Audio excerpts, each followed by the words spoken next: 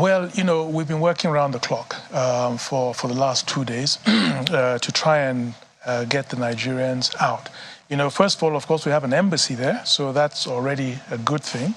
And our embassy, we've told them to put up a platform to, where all the Nigerians in the Sudan can, log on to, so information will be available, and to coordinate the process. Obviously, what you need in a situation like this is a place where everybody can congregate before you start moving them out. And because the airport, as you pointed out in your report there, is out of commission, the only viable way out is by road. And but of course, it's not totally safe. So you're going to require government to provide some security and a safe corridor out.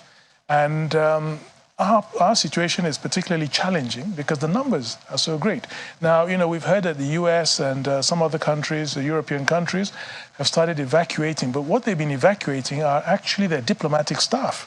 They haven't been able to start evacuating their citizens there. Have we done that?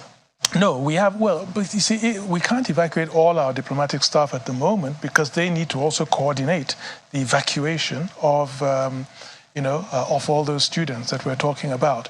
So, but we're going to also evacuate them.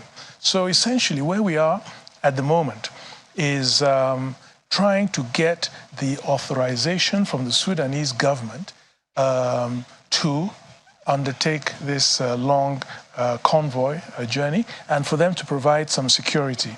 Now, we don't want to take any risks and risk the lives of any Nigerian, because we saw yesterday, for instance, that the French then, in trying to also evacuate their citizens, came under fire. Along the convoy came under fire and they had to turn back. So we also don't want to expose, our citizens, brothers and sisters, to that danger as well. So we're doing everything we can to get the requisite approval from the Sudanese government at the very highest level. So I was in touch, I was put in touch today with somebody in the office of the president, Borhan, and made a formal request to have a safe passage, safe corridor for us to evacuate our people. And, they said that they had received it and they would now be, giving it due attention. So, but we're not going to stop at that. We're going to keep on. The options available to us, Egypt, the Egyptian border is closed. Port Sudan is another place where we understand that some of the, international diplomatic people have been congregating, and the Ethiopian border. So then, of course, there's a border with Chad as well, but the three that we're looking at from Khartoum are those three: the Ethiopian border, the Port Sudan, and Egyptian border. The Ethiopian border, there was a video that went viral that said that Nigerian students, some of whom got to the border, were not being allowed into Ethiopia. So I called the Deputy Prime Minister, who's also the Minister of Foreign Affairs, and I put this to him, sent him the video, and told him that, we really needed to sort that out.